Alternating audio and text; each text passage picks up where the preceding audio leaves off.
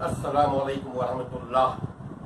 नाज़रीन इकराम, जैसा कि आपको मालूम है कि हम आपको आपके हुकूक से आगाह करते रहते हैं गाहे बगाहे। हमारी अव्वल ताखिर कोशिश ये रहती है कि आप अपने राइट से बाखबर रहें। और मौजूदा जो ज़माना अभी चल रहा है, मौजूदा जो हालात हैं, उसमें आप अभी आजकल इनकम टैक्स फाइल किया जा रहा है। उसका यह है, पाकिस्तान में इनकम टैक्स के मसाइल बहुत ज़्यादा है क्योंकि लोगों को नहीं मालूम। इसलिए हमने मदऊ किया है हम शाहिद अकबर साहब को, ताकि हम थोड़ी सी इनसे बातचीत करें और आपको जानकारी दें इनकम टैक्स के बारे में। तो अस्सलाम वालेकुम रहमतुल्लाह। शाहिद साहब, हम नहीं चाहते कि आप और नाजरीन के दरमियान मुखल हो, तो हम कोई क्वेश्चन करने जा रहे हैं आपसे। इंशाअल्लाह ताला उम्मीद है कि इसका हम बातचीत करेंगे जिसका बेनिफिट आवाम को डायरेक्टली होगा इंशाअल्लाह ताला। तो हम बात करने जा रहे हैं इनकम टैक्स रिटर्न के बारे में कि इनकम टैक्स रिटर्न के बारे में कुछ बताइए। Describe about income tax return. अस्सलाम वालेकुम। आपने बहुत अच्छा सवाल किया। बेसिकली इनकम टैक्स रिटर्न एक गोशवारा है जो कि हमें साल के आखिर में अपनी इनकम के हवाले से जमा कराना होता है। हमारे यहाँ एक लॉ है इनकम टैक्स ऑर्डिनेंस 2001, इसका सेक्शन 114 में पर्सन प्रेस्क्राइब किए गए those who are required to file income tax return. उसी का एक सब सेक्शन है जिसके तहत इनकम टैक्स रूल्स 2002 में तरीक़ेकार वज़ा किया है कि how to file the income tax return. So अब अगर आप उस कैटेगरी में फॉल कर रहे हैं then you have to file that return. और इनको रिटर्न बेसिकली एक गोशवारा है जिसमें आपकी इनकम की तफसीलात होती हैं, एक्सपेंडिचर की तफसीलात होती हैं। इसमें मुख्तलिफ हेड्स बने हुए होते हैं। For example income tax ordinance ने इनकम को 5 कैटेगरीज में डिस्क्राइब किया है। Salary, income from salary, income from property, income from other sources, capital gain and income from business. तो ये सारे 5 हेड्स इनकम टैक्स रिटर्न में मौजूद होते हैं। और फिर उसके आगे आपको उन हेड्स में आपने पूरे साल में कितनी इनकम जनरेट की या आपने कितनी इनकम अर्निंग की वो आपको मेंशन करनी होगी। यहाँ पे मैं एक चीज़ और भी क्लियर कर दूँ कि इनकम टैक्स रिटर्न में जब हम इनकम को डिस्क्राइब करते हैं तो इसको हम 3 हिस्सों में डिवाइड करते हैं, 3 क्लासिफिकेशन में शो करनी होगी। फॉर एग्जाम्पल सैलरी है, तो सैलरी एक तो टोटल सैलरी आपकी, टोटल सैलरी कितनी आपको मिली वो आप मेंशन करेंगे। फिर एग्जेम्प्ट सैलरी कितनी है उसमें से, और टैक्सेबल सैलरी कितनी है। एग्जेम्प्ट सैलरी या एग्जेम्प्ट इनकम से मुराद वही कि जो आपका सब्जेक्ट टू टैक्स नहीं है, और टैक्सेबल वो इनकम है जिस पे आप पे इनकम टैक्स लागू होता है। जब भी आप फाइनल अमाउंट पे पहुँचेंगे अपनी टैक्सेबल इनकम पे, तो जो भी आपकी परसेंटेज या जो भी रेट आप पे अप्लाई हो रहे हैं वो आपकी टैक्सेबल इनकम पे लगेगा। उसी गोशवारे में हम आप अपने एक्सपेंडिचर की तफसीलात भी शो करते हैं, और उसी पे आप टैक्स क्रेडिट और एग्जेम्पशन जो भी चीज़ें हैं सारी चीज़ें आपने उसमें मेंशन करनी होती है। उसके साथ आपको when you are going to file income tax return तो आपको वेल्थ स्टेटमेंट भी उसके साथ साथ सबमिट करना होता है इंडिविजुअल को। और साथ ही साथ अभी wealth statement under section 116 income tax ordinance के तहत आपको फाइल करना है। और अभी हमारी रिसेंटली एक अमेंडमेंट आई, कुछ अर्सा हुआ है 116A, जिसके तहत if you have any foreign assets then also you also have to declare on with income tax return if you are citizen of Pakistan. Yeah. तो ये इसका सरसरी सा इंट्रोडक्शन। ये इंट्रोडक्शन इनकम टैक्स रिटर्न के हवाले से। Can you tell us about who is required to file the income tax?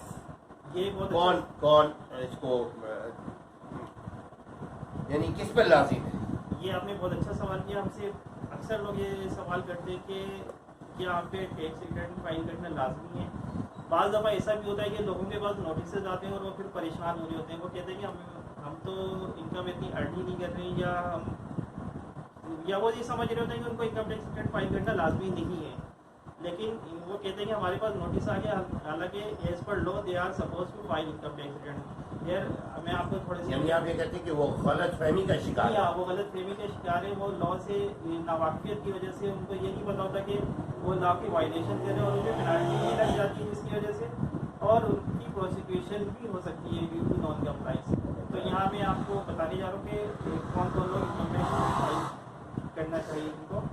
इसके लिए डिटेल हमें सेक्शन 114 इनकम टैक्स ऑर्डिनेंस 2001 में मिलती है कि who are required to file income tax return. सबसे पहले तो एवरी कंपनी, कोई भी अगर कंपनी है तो चाहे वो इनकम अर्न करे ना करे, लॉस हो, चाहे उसका टर्नओवर हो ना हो, if you are holding a company, if you are a company, then you must have to file the income tax. यानी नहीं काफी है कि उसको होल्ड कर रहा है, कोई कंपनी है उसके पास। हाँ बिल्कुल, एक company means like incorporated business like limited companies और पब्लिक लिमिटेड, प्राइवेट लिमिटेड। दूसरे every person other than company के केस में तो आपको हर सूरत में रिटर्न फाइल करना है, whether you are earning not earning loss, कोई भी सूरत में आपको रिटर्न फाइल करना है। दूसरी कंडीशन ये हो जाती है कि अगर if you are not a company, it means कि if you are other than company, हम ये समझ सकते हैं कि एक्सेप्ट कंपनी को छोड़ के अगर आप किसी और पर्सन में फॉल करते हैं तो उस सूरत में लॉ में ये कहते हैं कि those are required to file whose taxable income exceed the maximum limit which is not chargeable to tax। अब यहाँ पे देखिए लॉ ने हमें एक कंडीशन बता दी है कि अगर आपकी इनकम उस लिमिट से क्रॉस कर जाती है जो कि चार्जेबल टू टैक्स नहीं है, यहाँ बात कर रहे हैं अदर देन कॉर्पोरेशन की, अदर देन कॉर्पोरेशन, तो अगर आपकी चार्जेबल टू टैक्स की लिमिट से क्रॉस हो जाती है तो आपको रिटर्न फाइल करना है। अब लॉ ने देखिए क्या बता रही है कि आपकी इनकम एक्सीड कर जा रही है एग्जेम्प्टेड लिमिट से। अब हम every time we don't need to, government don't need to change the law और don't need to change the section, they only change the taxable limit which is not chargeable to tax. Sometimes it is last year it was for individual 4 lakh, now as per new budget it is supposed to be 6 lakhs। तो जैसे ही आपकी limit exempted से cross कर जाती है तो आपको file करना है अदर देन कंपनीज। इंडिविजुअल्स आ जाते हैं इसमें, एसोसिएशन ऑफ पर्सन, पार्टनरशिप और भी जो इदारे हैं वो सब इस कैटेगरी में आ जाते हैं। फिर तीसरी कंडीशन आ जाती है कि नॉन प्रॉफिट ऑर्गेनाइजेशन है तो उनको भी रिटर्न फाइल करना है। नॉन प्रॉफिट जैसे एनजीओ है, है ना, सोसाइटी है, बिल्कुल, they all have to file the income tax return. इसके अलावा वेलफेयर, अगर कोई है रजिस्टर्ड वेलफेयर सोसाइटी है तो they also need to file income tax return. ये तो कुछ कैटेगरीज पर्सन की प्रिस्क्राइब कर दी गई। इसके बाद कुछ कंडीशंस ऐसे हुई है, if any person is meeting that condition then he has to file the income tax return. अब वो कौन कौन सी कंडीशन है थोड़ी सी ये भी एक्सप्लेन कर दूँ। एक तो ये कि if you have obtained the national tax number certificate, once जैसे ही आपने नेशनल टैक्स नंबर, जिसे हम एनटीएन आम जबान में बोल रहे होते हैं, एनटीएन नंबर जैसे ही आपने अपना इशू करवा लिया तो every year you are suppose to file income tax return, you must have to file, आपको लाजमी इनकम टैक्स रिटर्न फाइल करना है। दूसरी कंडीशन ये आ रही है कि that person who was charge to tax in previous 2 tax years, it means कि अगर इस साल में मैं एक इंडिविजुअल मुझे रिटर्न फाइल करता है, मैं कंडीशंस मीट कर रहा हूँ, मेरे टैक्सेबल इनकम है, I am suppose to file income tax return, 2019 चल रहा है, मैंने रिटर्न फाइल कर दिया। अब जब नेक्स्ट ईयर आए 2020 में तो मेरी इनकम फॉल नहीं कर रही है, मैं कंडीशन मीट नहीं कर रहा हूँ, my taxable income is below the threshold. Now in this situation, because of the fact that last year I was chargeable to tax, then this year also I must have to file, मुझे जरूर ये return file करना है। फिर अगला साल आगे 2000, यानी लॉस हो या प्रॉफिट हो, प्रॉफिट में तो कम ही करना, लॉस में भी इस गलतफहमी खुशफहमी में ना रहे कि नहीं करना है। बिल्कुल, तो भी हम लॉस के बारे में भी थोड़ा डिस्कस कर लेते हैं। लेकिन अब जब 2021 आ गया, 2019 में I was charge to tax, तो 2020 में मेरे लिए लाजमी था, 2021 में भी I am suppose to file income tax return. If I am not filing, बहुत सारे लोग इस गलत फहमी का शिकार होते हैं, सैलरी की लिमिट आगे हुई, चेंज हुई, गवर्नमेंट ने बजट में अनाउंस किया, तो वो ये कहते हैं कि चलो भाई अच्छा है, मैं तो return file, we are not suppose to file income tax return. ऐसा नहीं है, उनको अगले 2 सालों तक 2021 में भी मुझे रिटर्न फाइल करना है, लेकिन अब 2022 आ गए, क्योंकि 2 साल अब कम्प्लीट हो गए, मैं तीसरे साल में आ गए। अब अगर मेरी टैक्सेबल इनकम नहीं है तो अब मुझे रिटर्न फाइल करने की जरूरत नहीं है। इसके अलावा आफ्टर 3 और after second, no, after second means in the third year I am not supposed to file income tax return। इसके अलावा if someone has a vehicle above कोई गाड़ी वगैरह 1000 cc से ज्यादा की आपके पास गाड़ी है, then also you have to file the income tax return। Properties के हवाले से भी कुछ लिमिटेशन है, लेकिन क्योंकि वो कुछ एरियाज वाइज है तो इसलिए जस्ट एग्जाम्पल के 500 स्क्वायर यार्ड से ज़्यादा की आपके पास अगर प्रॉपर्टी है, movable property, you have to file the income tax return. अगर आपके पास फ्लैट है 2000 स्क्वायर फीट से ज़्यादा, then also you must need to file income tax return. इसके अलावा अगर इंडस्ट्रियल और कमर्शियल कनेक्शन है आपके पास इलेक्ट्रिसिटी का, then also you need to file the income tax return.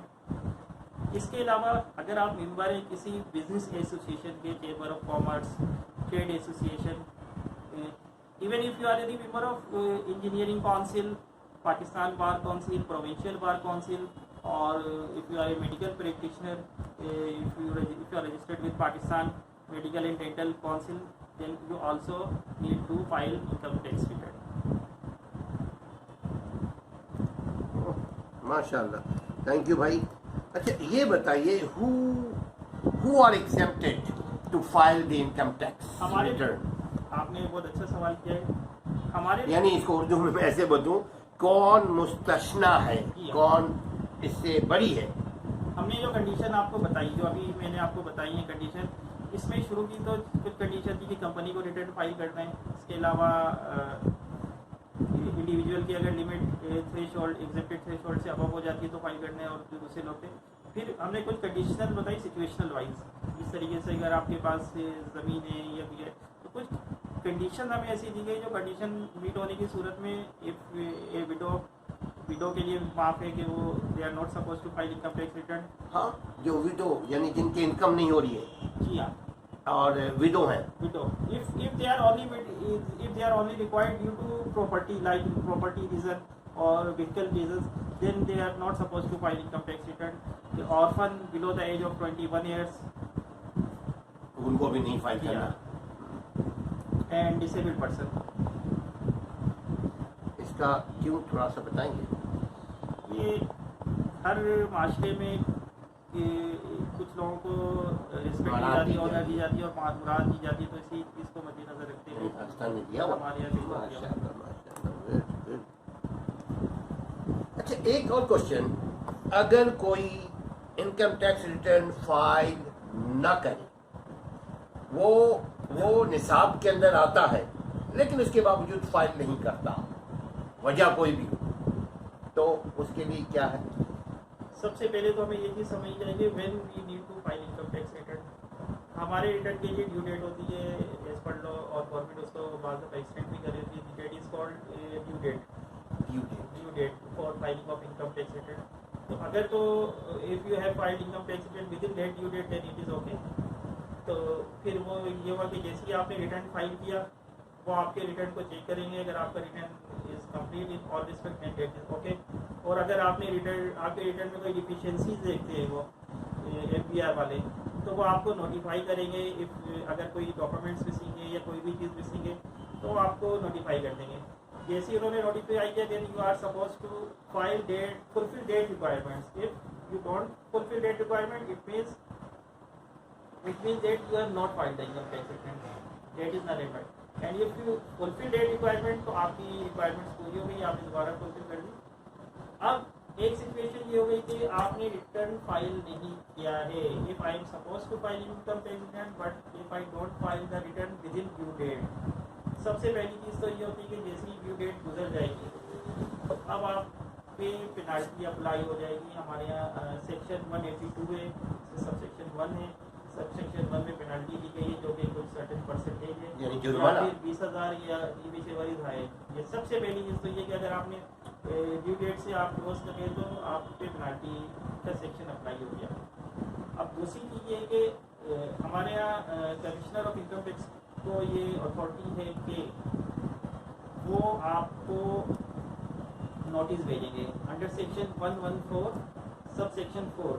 Commissioner of income tax आपको नोटिस इशू करेगा, वो आपको नोटिस भेजेंगे, और उस नोटिस में वो आपको as per law section sub section 4 section 114 they will give you a time period of 30 days notice period. They will mention that you have to file 30 दिन का 30 दिन का टाइम देंगे, क्योंकि एक रीजनेबल टाइम उनको देना चाहिए। तो वो आपको 30 दिन का टाइम देंगे। आपने रिटर्न फाइल नहीं किया है और आप 30 दिन के अंदर रिटर्न फाइल कर दें। अब अगर आपने 30 दिन के अंदर रिटर्न फाइल कर दिया, दैट्स गुड। लेकिन अगर फिर भी आपने रिटर्न फाइल नहीं किया तो फिर क्या होगा? इस सूरत में आप पेनाल्टी तो आप पे लगी गई। अब जब आपने रिटर्न फाइल नहीं किया आफ्टर नोटिस, तो नोटिस की आपकी नॉन कंप्लाइंस हो गई और फिर आपके पास कमिश्नर के पास सेक्शन 122C है बेस जजमेंट, इसके अलावा 121 भी हमारा जो कि कहते हैं बेस जजमेंट असिस्मेंट। इसका मतलब है कि मैंने अपनी रिटर्न शो नहीं की तो और नोटिस के बावजूद भी मैंने कंप्लाई नहीं किया, तो अब कंप्लाइंस पीरियड के बाद कमिश्नर ऑफ इनकम टैक्स के पास इख्तियार है कि वो मेरी इनकम को अपनी बेस जजमेंट की बेसिस पे असेस कर लेंगे और वो मुझे असेसमेंट ऑर्डर दे देंगे एंड आई नीड टू पे गेट अमाउंट। एक तो ये चीज़ हो गई कि हमारी बिल्कुल वो हमें नोटिस भेज देंगे और हमारी इनकम को असेस कर लेंगे और हमें वी विल हैव टू पे और तीसरी चीज़ क्या है कि नॉन कंप्लाइंस आपने नहीं की सेक्शन 114 सबसेक्शन 4 की जैसे ही, तो कमिश्नर ऑफ इनकम टैक्स के पास एक और सेक्शन के तहत इख्तियार है, that is section 191, that is prosecution और जिसमें हमें प्रोसिक्यूशन के प्रोसेस से केस हो जाएगा just like a criminal and इसमें 1 ईयर की कन्विक्शन भी हो सकती है if we not satisfied it why we will file the other consequences. आखिर में मैं आप सब लोगों को ये पैगाम देना चाहूँगा और ये सजेस्ट करूँगा कि हमारे यहाँ ये एक सिलसिला बन चुका है, ये एक हैबिट बन चुकी है कि अब आप सब जानते हैं टैक्स रिटर्न ऑनलाइन फाइल होता है, तो लोगों ने इसको बहुत इजी ले लिया है। बहुत सारे लोग एक दो नॉन प्रोफेशनल लोगों के पास चले जाते हैं रिटर्न फाइल करने के लिए, जिन्हें खुद लॉ का नहीं पता होता है कि लॉ की section sub section rules circulars notification, they are not aware of that and they just input your data and they file your return और आप बहुत खुश होते हैं कि हमारा रिटर्न फाइल हो गया है और बहुत कॉस्ट सेविंग हो गई, लेकिन ऐसा नहीं है। जैसे ही उस रिटर्न की अगर कभी चेकिंग होगी तो उसमें डिफिशिएंसीज आती हैं तो आपके लिए परेशानी हो सकती है, बाद में आपके नोटिस आएंगे। इसलिए कि ये कोई आप किसी रेस्टोरेंट में जाके खा नहीं रहे कि आप आपने चीज़ खा ली, आपने खाना खा लिया और उनके बहुत टेस्टी था और आप वापस आ गए, ऐसा नहीं है। एक रिटर्न जो आप आज फाइल कर रहे हैं वो 10 साल भी 5 साल बाद भी आपके लिए एक इम्पोर्टेंट डॉक्यूमेंट है। दूसरी चीज़ के बाद लोग जो खुद भी रिटर्न फाइल कर रहे होते हैं, जो दूसरों से रिटर्न फाइल करवा रहे थे, बाद लोगों का कॉन्सेप्ट अब ये बन गया कि बहुत आसान चीज़ है, ऐसा नहीं है। देखिए डेटा जस्ट इनपुट करना, that is not the fun. असल चीज़ ये है कि how to arrive, how to reach to that data, how to conclude that what data we need to input. If it means कि अगर आप रिटर्न फाइल कर रहे हैं सैलरी की, तो सैलरी में 3 कॉलम है, टैक्सेबल है, एग्जेम्प्ट है और टोटल है, तो आपके सामने कॉलम तो मौजूद है, लेकिन आपको ये पता होना चाहिए कि अकॉर्डिंग टू लॉ आपको कौन सा डेटा फिल करना है, कौन सी कैलकुलेशन होगी, कौन सी एग्जेम्प्टेड है, कौन सी किस कैटेगरी में फॉल कर रही है। तो इसीलिए जब भी आप रिटर्न फाइल करें तो कोशिश करें कि किसी प्रोफेशनल बंदे से करवाएं, इसलिए कि बहुत सारे लोग गलती करते हैं, खासतौर पे सैलरीड पर्सन भी गलती करें और बिजनेस वाले भी करें। तो अपने रिटर्न को हमेशा बहुत केयरफुली फाइल करवाएं किसी प्रोफेशनल जिसको लॉ की नॉलेज हो और बहुत एहतियात से फाइल करवाएं, उसमें किसी किस्म की जल्दबाजी ना करें और अकॉर्डिंग टू लॉ और लॉ को पूरी तरह फुलफिल करें। मैं आपको ये सजेस्ट करता हूँ कि आप विदहोल्डिंग टैक्स और जितनी भी दूसरी प्रोविजन है सारी चीज़ों को फॉलो करें, ताकि आपको पहली बात तो ये कि ये हमारा कौमी फरीज़ा है, दूसरी बात ये कि आपको भी आगे चल के कोई प्रॉब्लम ना हो। Thank you very much.